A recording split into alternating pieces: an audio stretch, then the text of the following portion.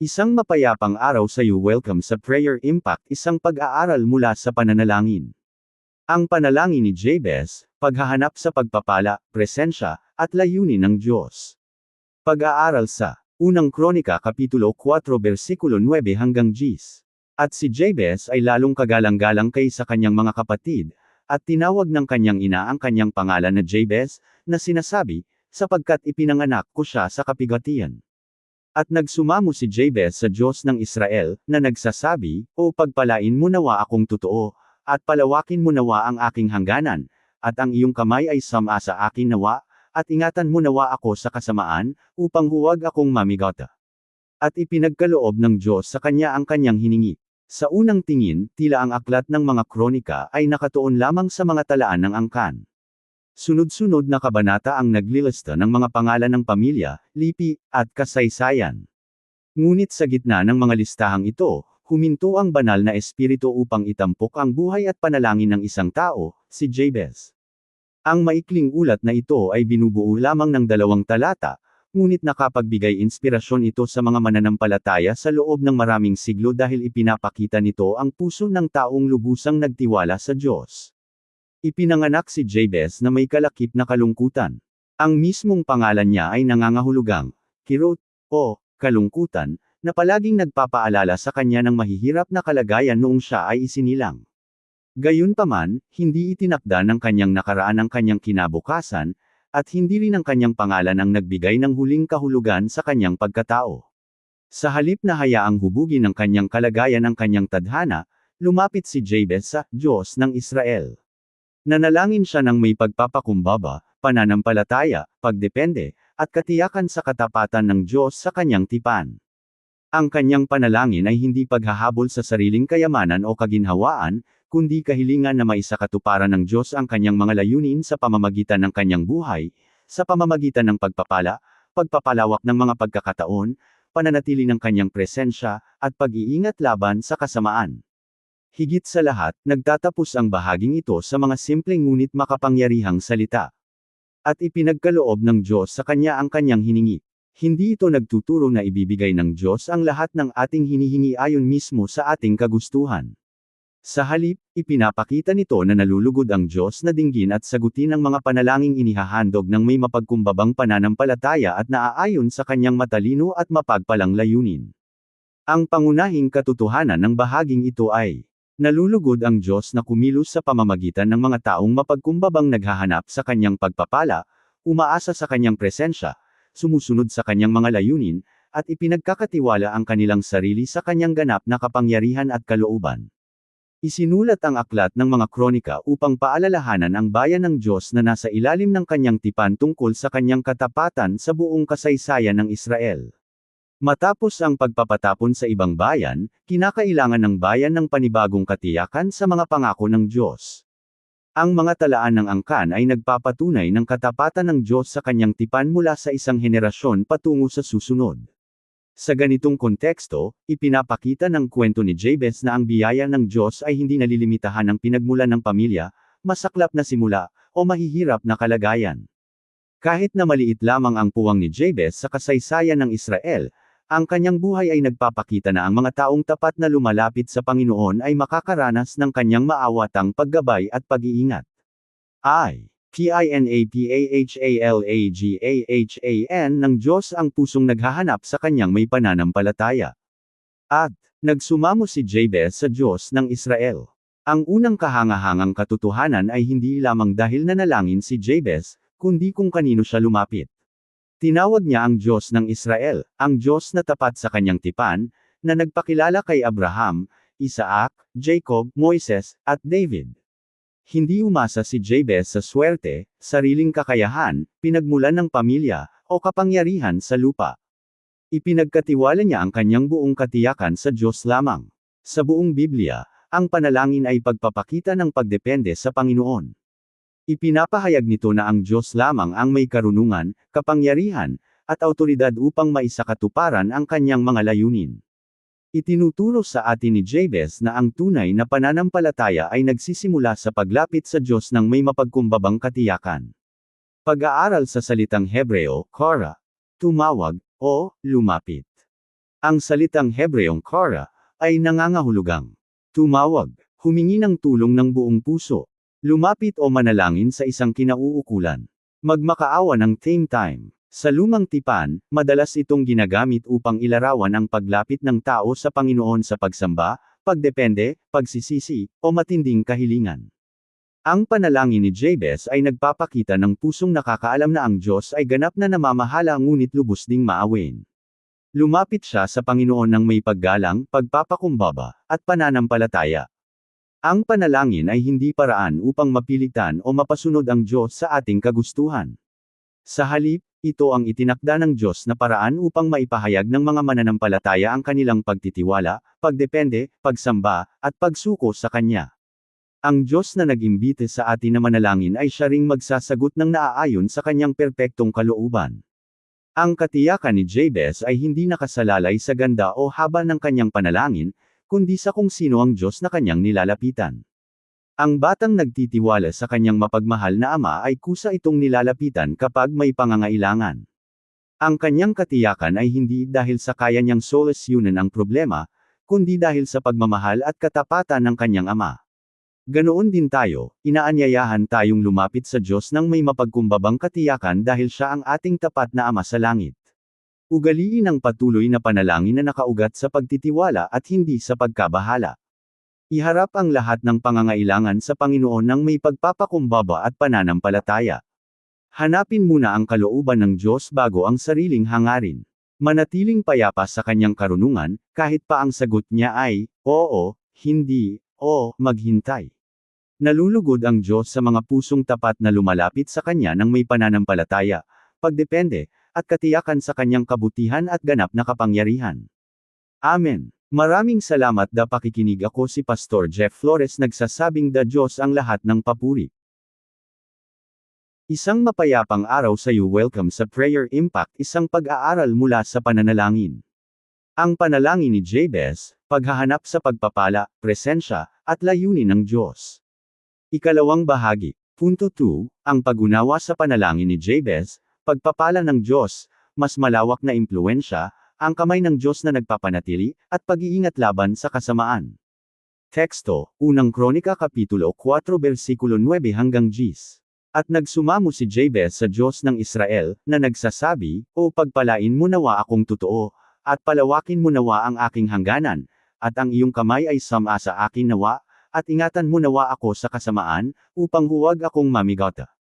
At ipinagkaloob ng Diyos sa kanya ang kanyang hiningi. Unang Kronika Kapitulo 4 versikulo 10. Mga kapatid, sa unang bahagi ay natuklasan natin na si Jabez ay taong lumapit sa Diyos ng Israel ng may mapagkumbabang pananampalataya. Bagamat isinilang na may pangalang kaugnay ng kalungkutan, tumanggi siyang hayaang ang kanyang nakaraan ang magtakda ng kanyang kinabukasan. Sa halip, nagtiwala siya sa Diyos na tapat sa kanyang tipan. Ngayon ay darating na tayo sa pinakabuod ng kanyang panalangin. Naglahad si Jabez ng 4 na kahilingan sa Panginoon. Ipinapakita ng mga ito ang pusong umaasa sa Diyos sa bawat aspeto ng buhay. Mahalagang maunawaan ang mga kahilingang ito ayon sa kanilang biblical na konteksto. Hindi nagbigay si Jabez ng formula para sa tiyak na tagumpay o kayamanan sa lupa. Sa halip, ipinahayag niya ang pagnanais na matanggap ang pabor, paggabay, kapangyarihang presensya, at pag-iingat ng Diyos upang matupad niya ng tapat ang kanyang mga layunin. Ang mga mananampalataya ngayon ay maaari ring manalangin ng may ganitong pagdepende, habang ipinapasa-pasa rin ang lahat ng kahilingan sa matalino at ganap na kalooban ng Diyos. 2. Ang pag-unawa sa 4 na kahilingan ni Jabez. 1. O pagpalain mo nawa akong totoo. Nagsimula si Jabez sa kahilingan para sa pagpapala ng Diyos. Ang pag-uulit na, pagpalain mo nawa akong totoo, ay nagpapatibay ng katapatan at same time na pagnanais sa kanyang panalangin. Hindi lamang kaginhawaan o kayamanan ang kanyang hinihingi. Hinihiling niya ang maawat na pabor ng Diyos sa kanyang buhay. Pag-aaral sa salitang Hebreo, borok, pagpalain. Ang salitang Hebreong borok ay nangangahulugang pagpalain, magkaloob ng pabor, pagyamanin ayon sa layunin ng Diyos, magbigay ng kabutihan. Ang biblical na pagpapala ay higit pa sa materyal na kasaganaan. Kasama rito ang kanyang presensya, kanyang karunungan, kanyang kapayapaan, kanyang pagtugon sa pangangailangan, kanyang espiritual na pabor, kanyang paggabay, pagkamangga ng bunga para sa kanyang luwalhati. Ang pinakadakilang pagpapala ng Diyos ay ang kanyang sarili. Sa buong kasulatan, ang pinakamalaking pangako niya sa kanyang bayan ay, "Ako'y sa iyo." Ipinapahayag ng bagong tipan na ang mga mananampalataya ay pinagpala na ng lahat ng espiritual na pagpapala kay Kristo, Efeso Kapitulo 1 Versikulo 3. Kaya dapat nating hanapin ang pagpapala ng Diyos hindi para sa sariling hangarin, kundi upang ang ating buhay ay magluwalhati sa Kanya at makapagbigay pagpapala sa iba.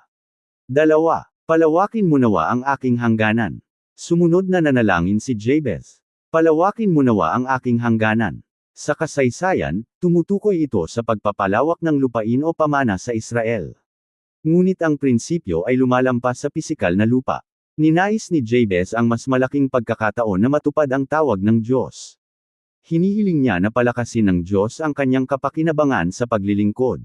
Para sa mga mananampalataya ngayon, ang panalangin ito ay maaaring sabihin ng ganito: Panginoon, palawakin mo ang aking impluwensya para sa iyong kaharian.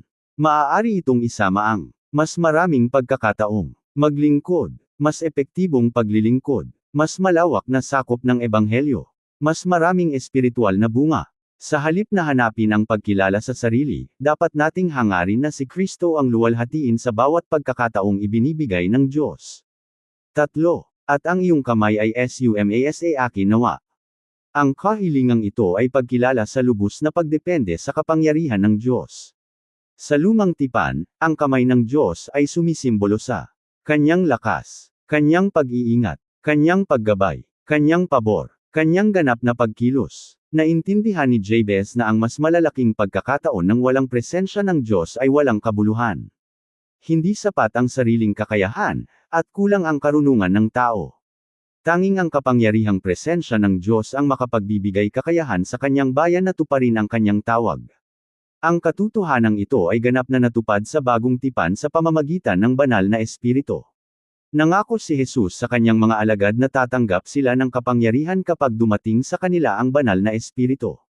Tinutupad ng simbahan ang misyon hindi sa lakas ng tao kundi sa kapangyarihang presensya ng Diyos. 4. Ingatan mo nawa ako sa kasamaan. Sa huli, nanalangin si Jabez.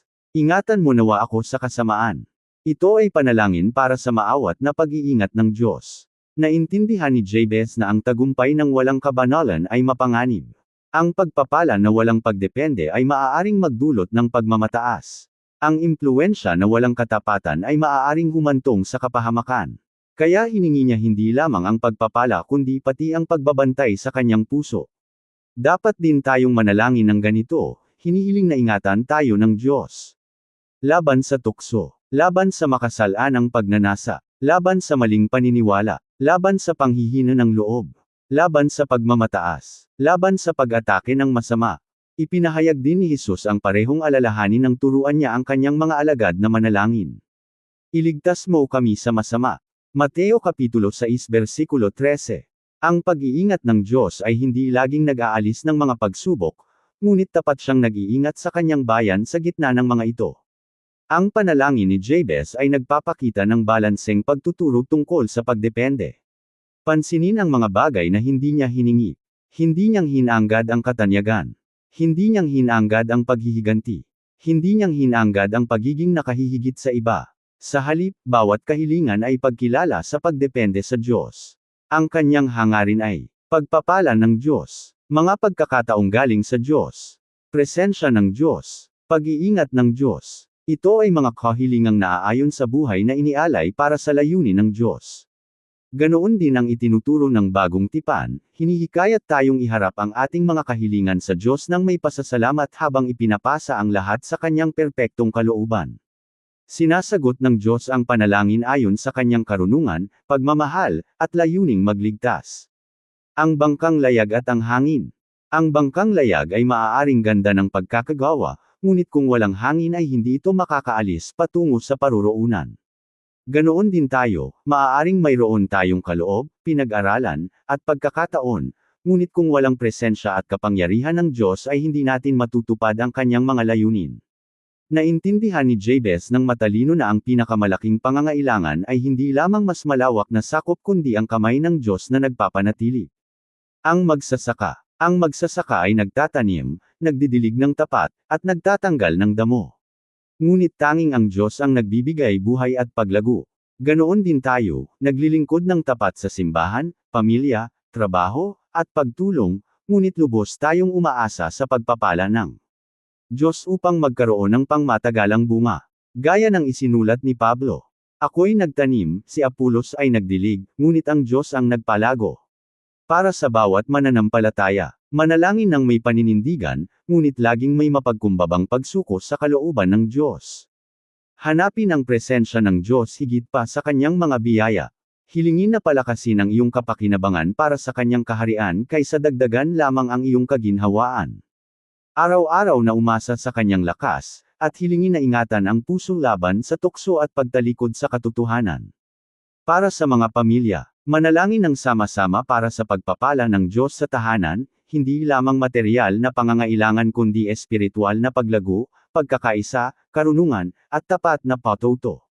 Hilingin na palawakin ang impluensya ng inyong pamilya sa pamamagitan ng pagtulong sa kapwa, pagsuporta sa misyon, at pagbabahagi ng ebanghelyo.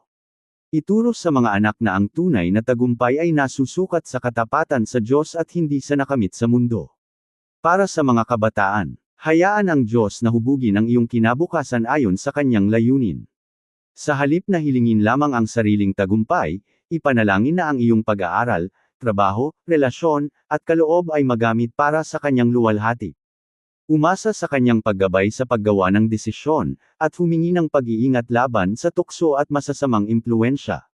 Para sa mga pinuno ng simbahan, gabayan ang kapulungan na manalangin ayon sa biblikal na prioridad. Hikayatin ang mga mananampalataya na hangarin ang espiritual na paglago, impluensya ng ebanghelyo, at banal na pamumuhay kaysa sa sariling kapakinabangan. Ipakita ang halimbawa ng pagdepende sa presensya ng Diyos sa pangangaral, pagdidisiplina, pangangaral ng ebanghelyo, at paglilingkod.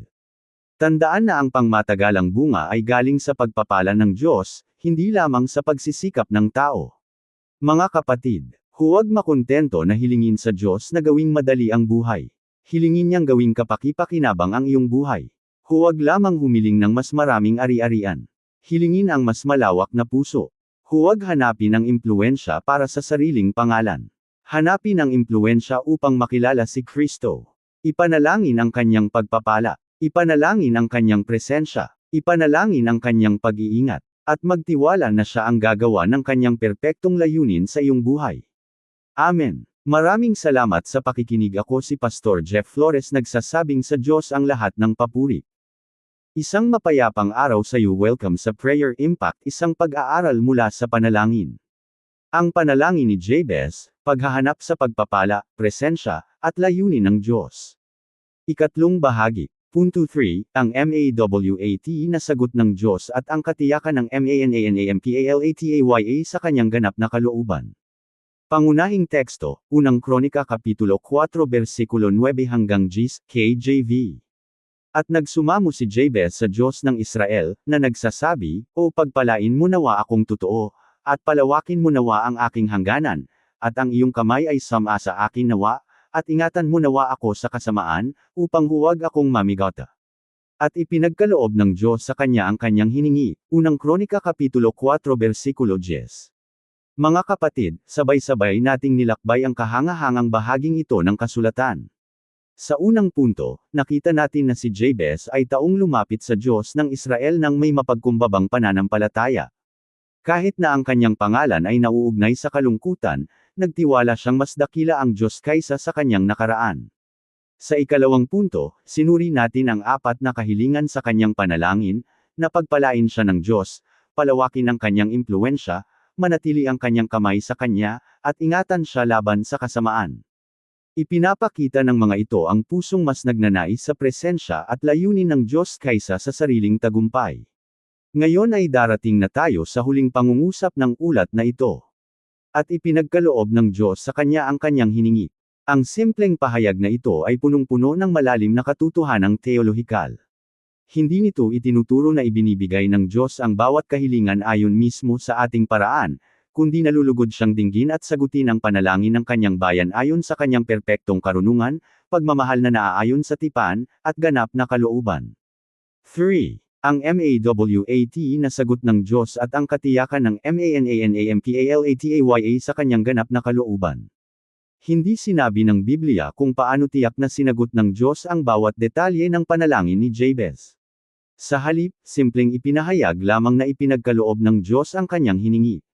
Ang binibigyang diin ay hindi ang paraan ng pagsagot kundi ang katapatan ng Diyos. Lubos na nagtiwala si Jabez sa Panginoon, at tumugon ang Panginoon ayon sa kanyang maawat na mga layunin. Sa buong kasulatan, makikita natin ang parehong huwaran.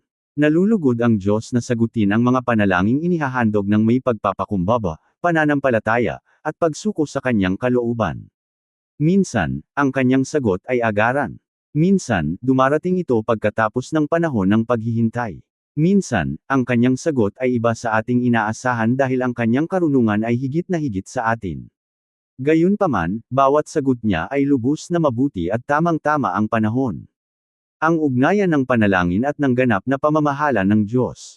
Isa sa pinakamalalim na katotohanan sa kasulatan ay ang kaugnayan ng ganap na kapangyarihan ng Diyos at ng panalangin ng tao. Malinaw na itinuturo ng Biblia ang parehong katotohanan ito. Ang Diyos ay ganap na namamahala sa lahat.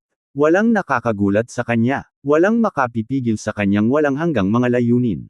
Ngunit ang parehong Diyos na namamahala ay nag-uutos sa Kanyang bayan na manalangin.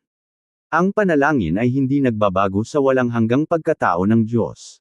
Hindi rin ito napipilitan ng Diyos na kumilos laban sa Kanyang kalooban. Sa halip, itinakda ng Diyos ang panalangin bilang isa sa mga paraan upang maisakatuparan niya ang Kanyang mga layunin sa sanlibutan.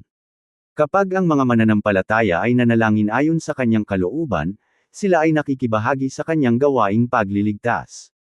Isinulat ni Santiago, kayo'y wala, sapagkat kayo'y hindi nanghihingi. Santiago Kapitulo 4 Versikulo 2. Itinuro ni Jesus, manghingi kayo, at kayo'y bibigyan, maghanap kayo, at kayo'y makasusumpong, tumuktok kayo, at kayo'y bubuksan. Mateo Kapitulo 7 Versikulo 7. Ang mga pangakong ito ay naghihikayat ng katiyakan sa panalangin habang laging kinikilala ang perpektong karunungan ng Diyos. Ang Kristiyano ay hindi nananalangin upang hikayatin ang Diyos na ayaw tumugon. Siya ay nananalangin dahil ang mapagmahal na Ama ay nag-aanyaya sa kanyang mga anak na makipag-ugnayan sa Kanya. Ang ating katiyakan sa pamamagitan ni Hesu Kristo. Lumapit si Jabez sa Diyos ng Israel sa pamamagitan ng pananampalataya sa ilalim ng lumang tipan. Ngayon, ang mga mananampalataya ay may mas dakilang pribilehiyo pa. Sa pamamagitan ni Hesu Kristo, mayroon tayong direktang paglapit sa Ama. Si Kristo ang ating perpektong punong saserdote. Ang kanyang kamatayang pambayad ay nag-alis ng hadlang ng kasalanan. Ang kanyang muling pagkabuhay ay nagpatibay sa ating buhay na pag-asa. Dahil sa kanya, maaari tayong lumapit ng may kalakasan sa luklukan ng biyaya. Hebreo Kapitulo 4 Versikulo 16, hindi nang may pagmamataas kundi nang may mapagkumbabang katiyakan. Ang ating katiyakan ay hindi nakasalalay sa ganda o lakas ng ating mga panalangin kundi sa sapat na kalakasan ni Kristo. Bawat panalangin inihahandog sa kanyang pangalan ay dinidinig ng Ama. Bawat kahilingan ay tinatanggap ng may perpektong karunungan at pagmamahal. Kahit na ang sagot ay iba sa ating inaasahan, makapagtitiwala tayo na ang mga layunin ng Diyos ay laging mas mabuti kaysa sa atin. Ang pinakadakilang layunin ng sinagot na panalangin ay hindi ang pagpapalaki sa sarili kundi ang luwalhati ng Diyos. Ninais ni Jabez ang pagpapala ng Diyos upang mamuhay sa ilalim ng kamay ng Diyos at makaiwas sa kasamaan. Ganoon din, ang mga mananampalataya ngayon ay dapat humingi ng pabor ng Diyos upang maipakita ang kanyang pagkatao, maglingkod sa kanyang simbahan, at palawakin ang kanyang kaharian. Isinulat ng Apostol Pablo, kaya't kung kayo'y kumakain, o umiinom, o anuman ang inyong ginagawa, gawin ninyo ang lahat sa ikararangal ng Diyos. Unang Korinto Kapitulo 10 Versikulo 31. Pinagpapala ng Diyos ang kanyang bayan upang sila ay maging pagpapala sa iba. Pinapalawak niya ang ating mga pagkakataon upang maipakilala pa ng malawak ang Ebanghelyo. Inilalagay niya ang kanyang kamay sa atin upang matupad nating tapat ang gawang inihanda niya para sa atin. Inililigtas niya tayo sa kasamaan upang makalakad tayo sa kabanalan at magbigay-pugay sa kanyang pangalan. Ang bukas na kamay. Isipin ang 2 taong tumatanggap ng regalo. Ang isa ay mahigpit na ipinipikit ang kamay, itinatago ang lahat para sa sarili lamang. Ang isa naman ay nananatiling bukas ang kamay, tumatanggap ng may pasasalamat at masayang nagbabahagi sa iba. Madalas na ipinagkakatiwala ng Diyos ang mas malaking responsibilidad sa mga tapat na tagapangalaga ng mga biyayang ibinigay na sa kanila. Ninais ni Jabez ang pagpapala hindi lamang upang magkaroon ng higit pa, kundi upang maglingkod ng mas tapat ayon sa utos ng Diyos. Dapat din tayong mamuhay ng bukas ang kamay, handang tumanggap ng biyaya ng Diyos at sabik na ibahagi ito sa mundo. Ang dalubhasang tagapagtayo. Ang mahusay na tagapagtayo ay sumusunod sa plano ng arkitekto sa halip na gumawa ng sarili niyang disenyo. Ang ganda ng natapos na gusali ay nagmumula sa pagtitiwala sa karunungan ng arkitekto. Ganoon din, ang Diyos ang dalubhasang tagapagtayo ng ating buhay. Hindi natin laging nauunawaan ang kanyang mga plano, pagkaantala, o pagbabago. Ngunit kapag nagtitiwala tayo sa kanyang ganap na disenyo, matutuklasan nating ang kanyang mga layunin ay mas matalino at mas mabuti kaysa sa atin. Ang pananampalataya ay nananatili sa arkitekto kahit na hindi pa ganap na nakikita ang buong plano. PAGSASABUHAY ng aral. Para sa bawat mananampalataya, ugaliin ang tapat at patuloy na panalangin. Iharap ang lahat ng pangangailangan sa Diyos ng may pagpapakumbaba at katiyakan. Magtiwala sa kanyang karunungan, maging ang sagot man ay, oo, hindi, o, maghintay. Hanapin muna ang kanyang luwalhati kaysa sa sariling hangarin, at alalahanin na ang kanyang panahon ay laging tama. Para sa mga pamilya, manalangin ng sama-sama ng madalas, humihingi ng paggabay ng Diyos sa bawat desisyon. Ituro sa mga anak na ang pinakadakilang pagpapala ay hindi lamang material kundi espiritual, ang kanyang presensya, karunungan, kapayapaan, at kaligtasan. Palakasin ang loob ng isa't isa na magtiwala sa katapatan ng Diyos sa lahat ng panahon ng buhay. Ang pamilyang sabay-sabay na nananalangin ay natututong umasa sa ganap na pag-iingat ng Diyos. Para sa mga kabataan, sa paggawa ng desisyon tungkol sa pag-aaral, trabaho, relasyon, at kinabukasan, hanapin muna ang direksyon ng Diyos. Ipanalangin ang mga pagkakataong parangalan si Kristo saan man niya kayo dalhin. Huwag sukatin ang tagumpay batay lamang sa kayamanan o pagkilala ng tao. Ang tunay na tagumpay ay ang pamumuhay ng tapat sa tawag ng Diyos. Para sa mga pinuno ng simbahan, gabayan ang kapulungan na hanapin ang presensya ng Diyos higit sa mga programa, at ang kanyang luwalhati higit sa kasikatan. Ituro sa mga mananampalataya na manalangin ayon sa biblikal na prioridad habang nagtitiwala sa karunungan ng Diyos. Hikayatin ang simbahan na maging bayan ng panalangin, kabanalan, pagmamalasakit, at tapat na pagpapatutuo ng Ebanghelyo. Tandaan na ang pangmatagalang paglilingkod ay nakatayo sa kapangyarihan ng Diyos at hindi sa lakas ng tao. Mga kapatid, ang Diyos na nakinig kay Jabez ay nakikinig pa rin sa kanyang bayan ngayon. Hindi siya nagbago. Ang kanyang habag ay hindi nabawasan. Ang kanyang karunungan ay hindi nagkulang. Ang kanyang mga pangako ay nananatiling tapat. Huwag hayaang ang iyong nakaraan ang tumukoy sa iyong kinabukasan. Huwag hayaang ang pagkabigo ay patahimikin ang iyong mga panalangin. Huwag hayaang ang takot ay pigilan ka sa pagtitiwala sa Diyos. Tumawag sa Panginoon. Hanapin ang kanyang pagpapala. Lumakad sa ilalim ng kanyang kamay. Magtiwala sa kanyang pag-iingat. Mamuhay para sa kanyang luwalhati. Ang Diyos ng Israel ay nananatiling tapat na Diyos na tumutupad sa kanyang tipan magpakailanman. Sa pagtatapos ng ating pag-aaral sa unang Kronika Kapitulo 4 versikulo 9 hanggang 10, alalahanin natin ang tatlong pangunahing katotohanan. 1. Pinahahalagahan ng Diyos ang mga pusong mapagkumbabang lumalapit sa Kanya. Itinuro sa atin ni Jabez na ang pananampalataya ay nagsisimula sa paglapit sa Diyos. Ang ating katiyakan ay wala sa ating sarili kundi sa Panginoong nakikinig ng panalangin at nalulugod na magpakita ng habag. 2.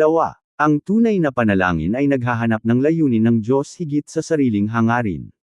Nanalangin si Jabez para sa pagpapala, mas malawak na impluwensya, presensyang nagpapanatili, at pag-iingat laban sa kasamaan. Ipinapaalala nito sa atin na hangarin nating mamuhay ng karangal-galang sa Diyos at palawakin ang kanyang kaharian, sa halip na habulin lamang ang tagumpay sa mundo. 3. Ang maawat na biyaya ng Diyos ay nagbibigay katiyakan sa atin na mamuhay ng tapat. Sinagot ng Diyos si Jabez ayon sa kanyang perpektong karunungan. Ngayon ay lumalapit tayo sa Ama sa pamamagitan ni Hesus Kristo, nagtitiwalang ang bawat sagot niya ay matalino, mapagmahal, at para sa kanyang luwalhati at sa ating ikabubuti. Dahil kay Kristo, makapananalangin tayo ng may katiyakan, makapaglilingkod ng may galak, at makapagpapatuloy ng may pag-asa. Mga kapatid, ang iyong simula ay hindi nagtatakda ng iyong wakas. Ang kwento ni Jabez ay nagpapaalala na ang biyaya ng Diyos ay mas dakila kaysa sa masasaklap na pangyayari, mahirap na nakaraan ng pamilya, o kahinaan ng sarili. Huwag kang kilalanin lamang dahil sa iyong nakaraan. Maging kilala bilang taong lumapit sa Panginoon. Hanapin ang kanyang pagpapala, hindi para sa sariling pakinabang, kundi upang luwalhatiin siya. Hanapin ang mas malawak na impluwensya, hindi para sa sariling pangalan, kundi para sa Ebanghelyo.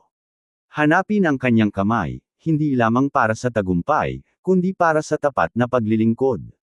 Hanapin ang kanyang pag-iingat, hindi lamang mula sa hirap, kundi mula sa kasalanan. Mamuhay nang itinuturo mo sa iba ang katapatan ng Diyos. Marahil ngayon ay nakikita mo ang iyong sarili kay Jabez. Baka ang iyong nakaraan ay puno ng kalungkutan, kabiguan, pagkawasak, o pagsisisi. Ang mabuting balita ng Ebanghelyo ay dalubhasa si Jesucristo sa pagbabago ng mga nasirang buhay. Dumating siya upang iligtas ang mga makasalanan. Namatay siya sa krus para sa ating mga kasalanan. Muli siyang nabuhay at nagtagumpay laban sa kamatayan. Ngayon ay inaanyayahan kanyang lumapit sa kanya ng may pagsisisi at pananampalataya. Anuman ang iyong nakaraan, ang kanyang biyaya ay mas dakila. Anuman ang iyong mga pagkukulang, ang kanyang habag ay sapat. Kung hindi ka pa nagtitiwala kay Jesucristo bilang iyong Panginoon at tagapagligtas, lumapit ka sa Kanya ngayon. Tanggapin ang Kanyang kapatawaran. Tanggapin ang bagong buhay. Tanggapin ang kaloob na kaligtasan na walang hanggan. Kung ikaw naman ay mananampalataya na, ibalik mo ang iyong sarili sa paghahanap ng kalooban ng Diyos higit sa iyong sarili. Hilingin mong palawakin niya ang iyong impluwensya para sa Kanyang kaharian, panatilihin ang Kanyang kamay sa iyong buhay, at ingatan ka sa kasamaan habang tapat mong sinusundan si Kristo. Kung tinatawag ka ng Diyos sa paglilingkod, misyon, pagtuturo, o mas malalim na pagsunod, tumugon ka ng may masayang pagsunod. Ang Diyos na tumawag kay Jabez ay siya ring Diyos na tumatawag sa kanyang bayan ngayon. Panalangin. Amang nasa langit, nagpapasalamat kami sa patuto ni Jabez at sa paalala na ikaw ang Diyos na nakikinig sa panalangin ng iyong bayan. Salamat dahil hindi ang aming nakaraan ang tumutukoy sa amin, dahil ang iyong biyaya ay may kakayahang magligtas, magbalik, at magbago ng bawat buhay na iniaalay sa iyo. Hinihiling namin na pagpalain mo kami, ayon sa iyong perpektong kalooban, palawakin ang aming mga pagkakataong maglingkod sa iyong kaharian, ilagay ang iyong makapangyarihang kamay sa amin, at ingatan kami sa kasamaan upang ang aming buhay ay magluwalhati sa iyong pangalan. Salamat sa pribilehiyong lumapit sa iyo sa pamamagitan ni Jesucristo, aming Panginoon at dakilang punong saserdote. Punuin mo kami ng iyong banal na espiritu, palakasin na lumakad sa kabanalan, at gamitin bilang tapat na saksi ng iyong ebanghelyo. Ipinapanalangin din namin ang mga hindi pa nagtitiwala kay Kristo. Hikayatin mo silang magsisi, bigyan ng pananampalatayang nagel iligtas, at punuin ng pag-asa ng buhay na walang hanggan. Ang lahat ng ito ay aming hinihiling sa mahalaga at makapangyarihang pangalan ni Jesucristo na aming Panginoon. Nalulugod ang Diyos na dinggin ang panalangin ng mga lumalapit sa Kanya ng may mapagkumbabang pananampalataya.